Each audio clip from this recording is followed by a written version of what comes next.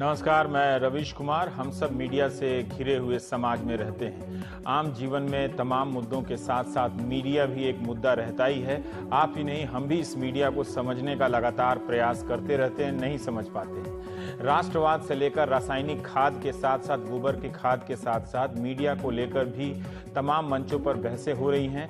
आपके लिए भी मीडिया एक मुद्दा होगा ही, मीडिया के लिए भी आप एक मुद्दा हैं। मीडिया के बारे में आप जितनी राय रखते हैं, शायद पहले उतनी राय नहीं रखते होंगे।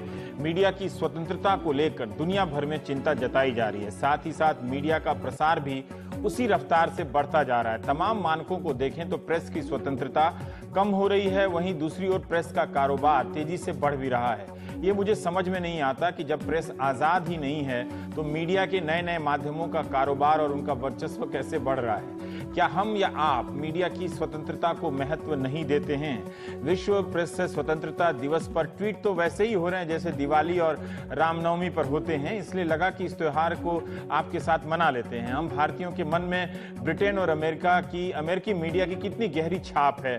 CNN और BBC के अलावा न्यूयॉर्क टाइम्स में अगर प्रधानमंत्री मोदी की आलोचना छप जाए तो विरोधी उम्मीद लगा लेते हैं कि इस बार चुनाव हारेंगे। तारीफ छप जाए तो उनके समर्थक खुश हो जाते हैं कि दुनिया में उनका नाम हो गया है। क्या आप जानते हैं कि उनके अपने देश में मीडिया को लेकर किस तरह की बहस हो रही है?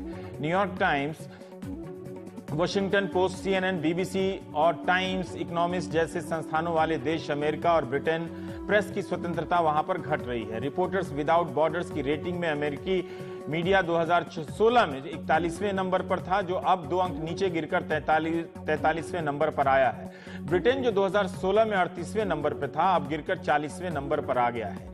इन मुल्कों में लोकतंत्र की संस्थाएं हमारे थाने से कहीं ज्यादा मजबूत हैं, मानी जाती हैं, फिर भी यहां मीडिया की स्वतंत्रता घट रही है। अमेरिका के राष्ट्रपति तो चुनाव लड़ने के समय से अपने मुल्क की मीडिया को खुलकर गरिया रहे हैं, बाकायदा गाली जैसी भाषा देते हैं। यहां भी दी गई है। हाल ही में जब उनकी सरकार ने 100 दिन पूरे किए तो ट्रंप व्हाइट हाउस की रिपोर्टिंग करने वाले संवाददाताओं के रात्रि भोज में नहीं गए। आमतौर पर राष्ट्रपति ऐसे भोज में जाते हैं। ट्रंप वॉशिंगटन से दूर पेंसिल्वेनिया चले गए और वहां समर्थकों के बीच मीडिया को जमकर निशाना बनाया। उन्होंने कहा कि अगर मीडिया का काम ईमानदारी और सच दिखाना है तो इस पैमाने पर उसे 0 नंबर मिलना चाहिए। वे चुनाव के समय से ही मीडिया को फेक न्यूज कहते रहे हैं। अमेरिका में अब भी इतना बचा हुआ है कि पत्रकारों के भोज में मिन्हाज ने जमकर ट्रंप पे चुटकी ली और कहा कि ट्रंप झूठों के सरताज हैं। गोल्डन एज ऑफ लाइज मतलब झूठ का स्वर्ण युग। मिन्हाज साहब ने तो अब राष्ट्रपति को लायर इन चीफ यानी झूठों का सरताज जाकर कहा है। हमारे यहाँ तो भरत व्यास जी ने 1957 में 2 आंखें 12 हाथ के लिए गाना लिखा जो बड़ा मशहूर हुआ। सैया झूठों का बड़ा सरताज निकला। हर मुल्क में प्रेस और प्रेसिडेंट या प्रेस और प्रधानमंत्री के बीच संघर्ष छिड़ा हुआ है। तुर्की के राष्ट्रपति भारत आए और यहाँ छात्रों को संदेश देने लगे कि पश्चिमी मीडिया पर भरोसा मत करना, वो सच नहीं दिखाता है। आप टर्की के चैनल देखा कीजिए। रिपोर्टर्स विदाउट बॉर्डर्स ने टर्की में प्रेस की स्वतंत्रता के बारे में जो टिप्पणी की है वो शायद जामिया के सभागार में सुन रहे छात्रों और उनके प्रोफेसरों को भी पता नहीं होगा। इसकी रिपोर्ट में टर्की को लेकर सबसे अधिक चिंता जताई गई है रिपोर्टर्स विदाउट बॉर्डर्स की। 180 देशों में तुर्की का स्थान 155वां है, जिसका मुखिया हिंदुस्तान में आकर डॉक्टरेट की डिग्री लेता है और पश्चिम की मीडिया को गरियाता है। 2016 की तुलना में 4 अंक तुर्की नीचे गिरा है। टर्की जो कहिए आप, 12 साल में यह 57 अंक नीचे गिरा है। जुलाई 2016 में वहां तख्ता पलट की कोशिशें हुई, उसके बाद तो सरकार ने प्रेस के खिलाफ मोर्चा ही खोल दिया। कई मीडिया संस्थानों पर प्रतिबंध लगा दिए गए। बिना ट्रायल के 100 से अधिक पत्रकारों को जेल भेजा गया। कुछ का कहना है 250 के करीब पत्रकार वहां जेल भेजे गए। कहीं से भी मीडिया को लेकर अच्छी खबर नहीं है। ऐसा क्यों हो रहा है? क्या जनता को स्वतंत्र मीडिया नहीं चाहिए? क्या स्वतंत्र मीडिया की चाह सिर्फ कुछ लोगों तक ही सीमित है? मीडिया का कारोबार काफी तेजी से बढ़ा है, दुनिया में भी और आपके भारत में भी। लेकिन क्या आपके जीने की परिस्थितियां पहले से बेहतर हुई हैं? क्या आपको लगता है कि राजनीति में जवाबदेही आ गई है, या सब कुछ धारणा है, लग रहा है जैसा चल रहा था वैसा ही चल रहा है हकीकत में? लोगों का भरोसा इसी मीडिया पर क्यों है जिसकी स्वतंत्रता, निष्पक्षता को लेकर दुनिया भर में सवाल उठ रहे हैं? इन सब उतार चढ़ाव के बीच पाकिस्तान 2016 की तुलना में 8 अंक बेहतर कर गया। बताइए, 2016 में पाकिस्तान 147वें नंबर पर था, लेकिन 2017 में 139वें नंबर पर आ गया। 2016 में भारत 133वें नंबर पर था, जो 3 अंक गिरकर 2017 में 136 पर आ गया। रिपोर्टर्स विदाउट बॉर्डर्स, जिसने दुनिया में प्रेस की स्वतंत्रता के सूचकांक तैयार किए हैं, इंडेक्स, उनकी रिपोर्ट में कुछ टिप्पणियां देखी जा सकती हैं। इस संस्था के सेक्रेटरी जनरल हैं क्रिस्टोफ डेलॉयर। उनका कहना है कि लोकतंत्रों में जिस दर से प्रतिबंध बढ़ रहे हैं, बंदिशें बढ़ रही हैं, मुश्किलें बढ़ रही हैं, वो काफी चिंता की बात है। अगर मीडिया की आजादी सुरक्षित नहीं है तो किसी दूसरी आजादी की गारंटी नहीं दी जा सकती है। आपकी जो दूसरी आजादी है वो समझिए उसकी कितने खतरे में है। ये डाउनवर्ड स्पाइरल है, यानी ये हम कहां जाएंगे, गिरते गिरते कहां तक गर्त में पहुंचेंगे पता नहीं है।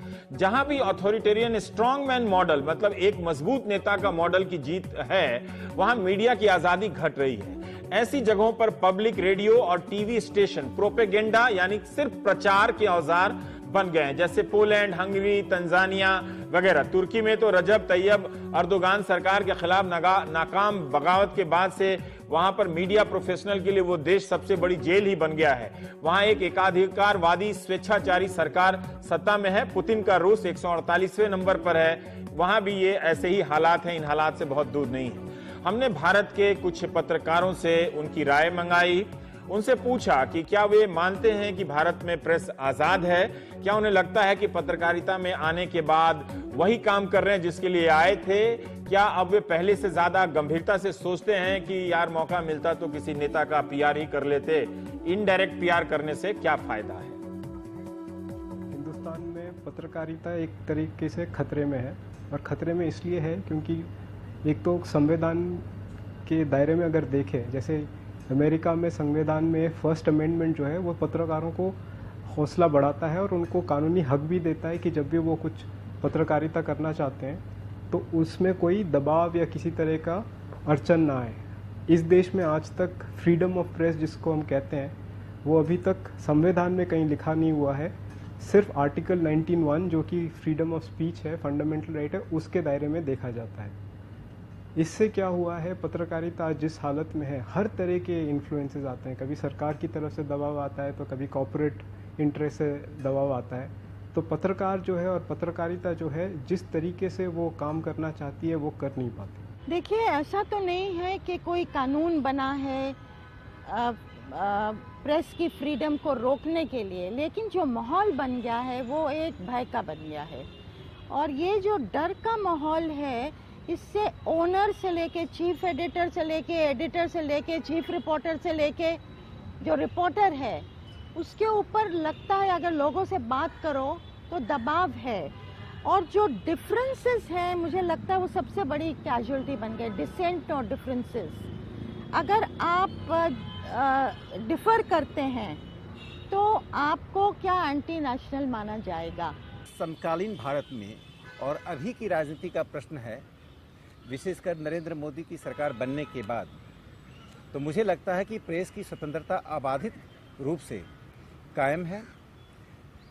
इलेक्ट्रॉनिक मीडिया और प्रिंट मीडिया पूरी स्वच्छंदता के साथ सरकार की आलोचना कर रही है, सरकार उसका जवाब दे रही है।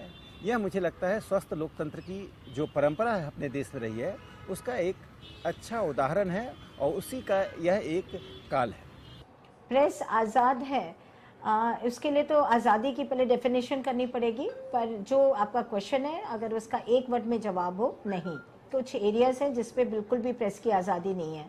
जैसे अगर आप कश्मीर चले जाइए या सेंसिटिव एरियाज में चले जाइए, या उन विषयों पे आप कवरेज करिए, जैसे माइनिंग है जहाँ पे माफिया इन्वॉल्व है, या आप बहुत ज़्यादा किसी पॉलिटिशियन की पर्सनल चीज़ों को कवरेज करें, तो वहाँ पे आज़ादी नहीं है।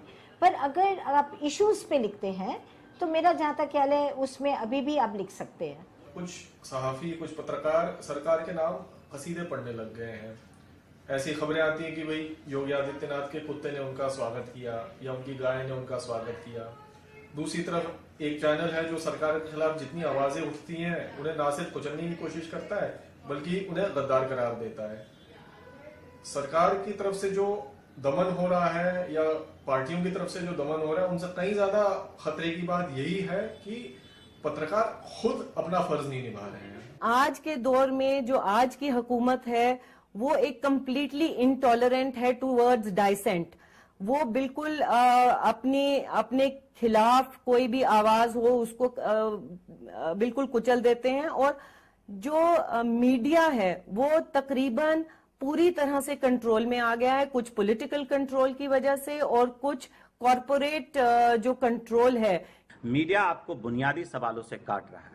मीडिया आपको उस तरह के सतही सवालों में उलझाने की कोशिश कर रहा है जो सवाल आप खुद कुछ समय देकर हल कर सकते हैं, लेकिन नहीं, क्योंकि हमने सोचना छोड़ दिया है, हमने पेन लेना सोच दिया है और एक तरह से हम टेंडर थिंकिंग प्रोसेस में है, यानी हम सोचने का भी ठेका किसी और को दे दिया है। ये स्थिति इसलिए इतनी ज्यादा खराब बदतर होती चली जा रही है। हम अपने हिस्से का सोचना शुरू करेंगे। जिस दिन हमारे शब्द होंगे, हमारी भाषा होगी, हमारी जुबान होगी, आपको लगेगा कि मीडिया हमारे साथ बड़ी ज्यादती कर रहा है। और जिसे वो लोकतंत्र का चौथा स्तंभ हम और आप कहते आए हैं, वो लोकतंत्र का चौथा स्तंभ तो दूर दूर तक नहीं है, एक मेटाफर है। वो हमारे साथ भी नहीं है और हमारे खिलाफ हमें खड़ा करने का काम कर रहा है।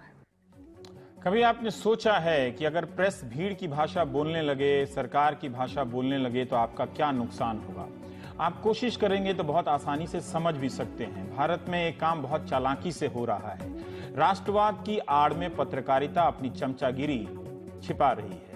चमचागिरी को राष्ट्रवाद का रूप देकर वो सामने आ रहे हैं। पत्रकार का काम संदेह और सवाल करना है, तो आजकल आप देखेंगे कि सवाल करने वालों को किस तरह से निशाना बनाया जाता है। लोकतंत्र के लिए जितना मीडिया की स्वतंत्रता जरूरी है, उतना ही विपक्ष की मौजूदगी भी।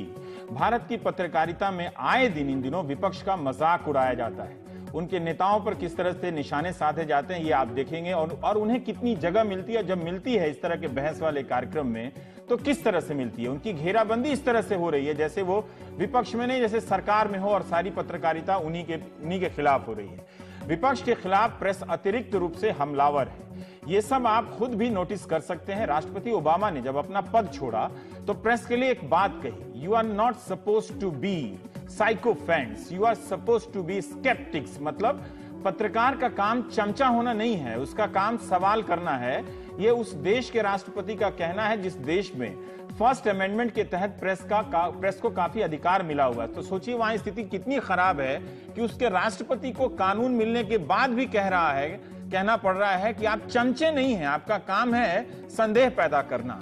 ओबामा ने 8 साल के कार्यकाल में 165 प्रेस कॉन्फ्रेंस की, हर साल के हिसाब से 20। क्या भारत में आप किसी राष्ट्रपति या प्रधानमंत्री या किसी मुख्यमंत्री के बारे में ऐसा जानते हैं जो साल में 20 प्रेस कॉन्फ्रेंस करते हों जहां खुलकर सवाल जवाब होते हों? मुझे तो ध्यान नहीं आ रहा। राष्ट्रपति ट्रंप प्रेस का मजाक उड़ाते हैं, उनके बीच जाने की बजाय अपने समर्थकों के बीच जाकर प्रेस पर हमला बोलते हैं। इस तरह से लोगों को भी प्रेस के खिलाफ भिड़ाया जा रहा है और यही हो रहा है दुनिया भर में। ताकतवर नेता चालाकी से लोगों को प्रेस के खिलाफ भड़का रहे हैं। हमारे यहाँ तो अब दोस्त यार भी सलाह देते हैं कि छोड़ो, क्यों पत्रकारिता का लोड लेते हो, ज्यादा किसी से मत भिड़ो, देश चलता रहेगा। लेकिन अमेरिका के पत्रकारों ने मिलकर राष्ट्रपति ट्रंप को एक लंबा खत लिख दिया। इस पर हमने प्राइम टाइम में तब चर्चा की थी, तब भी कहा था कि अगर इस पत्र को हिंदी, बांग्ला, मराठी, उर्दू में अनुवाद करके तमिल, तेलुगु में अखबार पहले पन्ने पर छाप दें तो मेरा यकीन है कि पत्रकारों से पहले आप पाठकों और दर्शकों में बदलाव आ जाएगा और आप सोचेंगे कि जो 1000 रुपया अखबार खरीदने में या टीवी चैनल देखने में या डेटा पैक में खर्च कर रहे हैं वो जायज हो रहा है कि नहीं हो रहा है। तो वो अमेरिकन प्रेस कोर अमेरिका के एक पत्रकारों का बड़ा संगठन है जिसका सेंटर है न्यूयॉर्क के कोलंबिया यूनिवर्सिटी के भीतर। हर तरह के न्यूज संगठन और विचारधारा के इसमें पत्रकार हैं।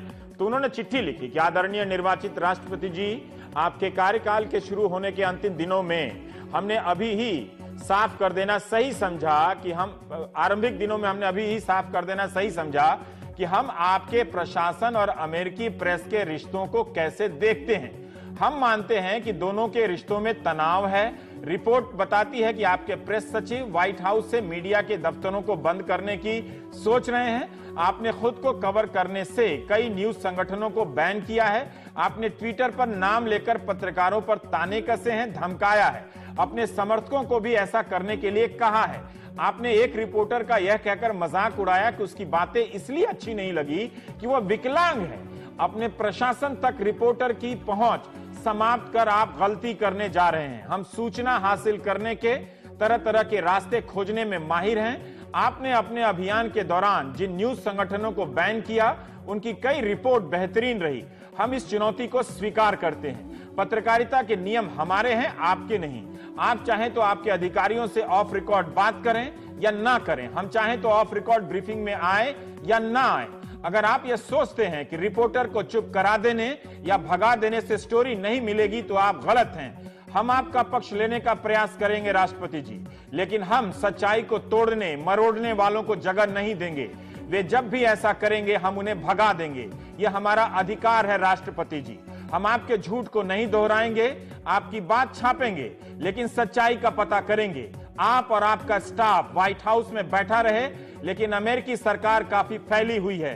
हम सरकार के चारों तरफ अपने रिपोर्टर तैनात कर देंगे, आपकी एजेंसियों में घुसा देंगे उन्हें और नौकरशाहों से खबरें निकाल लाएंगे। हो सकता है कि आप अपने प्रशासनिक इमारत से आने वाली खबरों को रोक लें, लेकिन हम आपकी नीतियों की समीक्षा करके दिखा देंगे। क्या आप कल्पना कर सकते हैं कि भारत में प्रेस का संगठन या प्रेस चलाने वाले मालिकों का संगठन ऐसा पत्र लिख सकते हैं? नहीं लिख सकते। अमेरिका का वीजा बनवाइए। भारत में ऐसा पत्र कोई लिख दे तो नेता एक काम करेंगे। आजकल राजनीतिक दलों के समर्थकों ने बहुत सारी वेबसाइट खोल रखी है। उनके समर्थकों ने सबके ट्विटर अकाउंट भी हैं। उनके जरिए उस पत्रकार या मीडिया संस्थान पर जो हमला होगा टिड्डियों की तरफ, लोग भी उसी के खिलाफ खड़े हो जाएंगे, पत्रकार के खिलाफ। उन्हें लगेगा कि अपने नेता को सपोर्ट करने का मतलब है कि उससे सवाल करने वाले मीडिया का विरोध करना। इस चक्कर में नुकसान किसका होता है? आपका होता है। अमेरिका के पत्रकारों ने तो ट्रंप की चुनौती स्वीकार कर ली, लेकिन उसके बहुत पहले दुनिया भर के पत्रकार घोटालेबाज और झूठे नेताओं के पीछे पड़े हुए हैं। आपको पनामा पेपर्स की याद दिलाता हूं, जिसे इंडियन एक्सप्रेस नाम के अखबार ने कई दिनों तक छापा। जूट डॉयचे साइटुंग अखबार ने इन दस्तावेजों को international consortium of investigative journalist से साझा किया। दुनिया भर के 300 पत्रकार एक साल तक इन दस्तावेजों की जांच करते रहे। इस समूह में भारत की तरफ से इंडियन एक्सप्रेस के पत्रकार शामिल थे और पनामा पेपर्स का अध्ययन हुआ और खबरें छपी। ICIJ 76 देशों के दुनिया भर के 109 संस्थानों के खोजी पत्रकारों का एक समूह है। अपराध, भ्रष्टाचार और अब एक देश की सीमा तक सीमित नहीं है, कई देशों का मामला हो जाता है। इसलिए जरूरी है कि कई देशों के पत्रकार मिलकर काम करें। ICIJ में कई प्रकार के अनुभवी लोग काम करते हैं, खासकर वो लोग जो सरकारी रिकॉर्ड को पढ़ने में माहिर होते हैं, तथ्यों को जांच करते हैं और पेशे से वकील होते हैं। भारत में ऐसा कई पत्रकार अपने स्तर पर कर रहे हैं, जिलों में, कस्बों में, जिन्हें आप और हम नहीं जानते हैं, लेकिन फिर भी उस धर्म को निभा रहे हैं जितना निभा सकते हैं। बाकी तो जो मजीठिया बोर्ड की लड़ाई है, वो अदालत में लड़ी जा रही है। उनकी लड़ाई कोई राजनीतिक दल नहीं लड़ता। सब चाहते हैं कि रिपोर्टर एक गुलाम की तरह मिले और जो कहे वो टाइपिस्ट की तरह टाइप करे। कई वेबसाइट ऐसे हैं भारत में जो पत्रकारिता का विकल्प बन रही हैं, मगर उनकी पहुंच उतनी नहीं है जितनी मुख्य धारा की मीडिया की है या जितनी राजनीतिक दलों के नियंत्रण वाली सोशल मीडिया की है। फेक न्यूज एक चुनौती है। पत्रकार भी फेक न्यूज पेश कर रहे हैं और सरकारें भी फेक न्यूज गढ़ रही हैं, मतलब नकली न्यूज। भारत में चुनाव होते ही शुरुआत में देखिएगा चुनाव आयोग पेड न्यूज को लेकर भिड़ जाता है। पैसा देकर या किसी और तरीके से विज्ञापन देकर राजनीतिक दलों के हक में लहर पैदा की जाती है। पेड न्यूज अब ठीक ठाक पुरानी समस्या है। एक और न्यूज है स्लो न्यूज। इसका कॉन्सेप्ट BBC के डायरेक्टर जनरल टोनी हॉल ने हाल ही में दिया। उनका मानना है कि हम सारा इंटरनेट तो संपादित नहीं कर सकते जहां ज्यादातर फर्जी खबरें चल रही हैं, मगर हम चुप भी नहीं बैठ सकते। इसके लिए BBC के भीतर एक इंटेलिजेंस यूनिट बनाई जा रही है जो तमाम फेक न्यूज की तथ्यपरक जांच करे और उसका भांडाफोड़ करे। आप देखेंगे कि ज्यादातर फेक न्यूज राजनीतिक संगठनों और उनके समर्थकों द्वारा फैलाए जा रहे हैं, इसलिए व्हाट्सएप के मैसेज से सावधान रहिएगा। मीडिया भी फेक न्यूज बनाने में कम नहीं है। BBC ने इस चुनौती को अभियान के तौर पर स्वीकार किया है। फेसबुक ने भी फेक न्यूज की जांच के लिए एक टीम बनाने का ऐलान किया। ये बात दिलचस्प लगी। स्लो न्यूज की जरूरत है जिसमें गहराई हो, आंकड़े हो, खोज हो, विश्लेषण हो और कुछ और भारतीय पत्रकारों की और प्रतिक्रिया सुनते हैं। पत्रकार और पत्रकारिता बिल्कुल आज़ाद नहीं है। एक तरीके से अभी भी पत्रकारों को और पत्रकारिता को हमारे जो डेमोक्रेटिक नॉर्म्स हैं उसमें आज़ादी मिलती है, पर इतनी आज़ादी नहीं मिलती है जितना मिलना चाहिए और ये संविधान के जरिए देना चाहिए। मुझे अच्छी तरह याद है कि 2-3 साल पहले जो हम लिख सकते थे, अखबारों में भी जो लिखते थे वो ज़्यादा मुखर होकर लिखते थे, लेकिन अब ना तो हम टीवी पे मुखर होकर डिबेट में बोल पाते हैं, ना शायद सोशल मीडिया पे लिख पाते हैं, अखबारों में तो लिख ही नहीं सकते। कई अखबारों ने तो ये भी कह दिया है कि आप पॉलिटिकल विषय पर ना लिखें, ज़्यादा अच्छा रहेगा। कभी आज तक मुझे लिखते वक्त ऐसा नहीं लगा है कि मुझे ये कलम रोक के लिखना चाहिए, क्योंकि यहाँ पे इसका क्या मतलब होगा या पॉलिटिशियन नाराज हो जाएंगे। पर क्योंकि मैं एक महत्वपूर्ण कुर्सी पे बैठी हूँ, तो मुझे एक ये चीज़ का ध्यान रखना पड़ता है कि जो कुछ जाए वो क्रेडिबल जाए और कोई गलत चीज़ ऐसी नहीं जाए जिसपे हमारे खिलाफ डेफेमेशन हो जाए या हमें कोर्ट में खींच के ले जाए। मैं मानती हूँ कि जब सरकारें बहुत मजबूत होती हैं तो वो मीडिया को इन्फ्लुएंस करने की कोशिश करती हैं। इंदिरा गांधी के ज़माने में ऐसे हुआ। आज भी सरकार बहुत मजबूत है और ये एक विडंबना है कि जब सरकारें कमज़ोर हुई हैं, कोalition का दौर आया है, तो सबसे ज़्यादा खुलापन था, सबसे ज़्यादा लीक्स थे। तो मीडिया का एक गोल्डन एज जो आप बात कर रहे हैं उस ज़माने में था। ये एक विडंबना है। किस पत्रकार ने या किस समाचार घराने ने ऐसी शिकायत की है कि सरकार की ओर से प्रत्यक्ष और अप्रत्यक्ष रूप से दबाव बना है? यह परंपरा कांग्रेस के शासनकाल में रही है, जब कांग्रेस के सत्ता में बैठे हुए लोग अप्रत्यक्ष दबाव बनाकर अखबारों को या अखबार के घरानों को अपने पक्ष में लिखने और बोलने के लिए बाध्य करते थे। आज की स्थिति में मैं ऐसा नहीं देखता हूं कि सरकार की ओर से कोई ऐसा दबाव है। वर्ल्ड प्रेस फ्रीडम इंडेक्स देख लीजिए, जो हिंदुस्तान की पोजीशन है वो 3 स्टेप्स और पीछे चली गई है। और बहुत से जो पत्रकार हैं वो खौफ की वजह से नहीं लिख पाते। कुछ लोग जो हैं वो अपने जाती मुफाद के लिए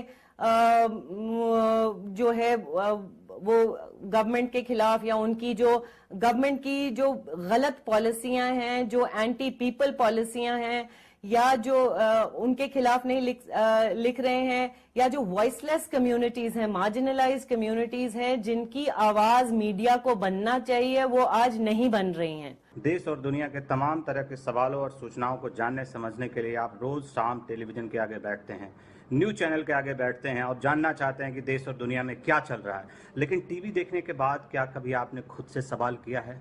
आपने ये सवाल किया है कि जिस चैनल को आप देख रहे हैं, जिस मीडिया को आप देख रहे हैं, वो आपको पहले से और ज्यादा बेहतर इंसान, बेहतर मनुष्य बना रहा है, या फिर आप सूचना और खबर के नाम पर दिमाग में टार भर करके सोने जाते हैं, आपको नींद आ जाती है?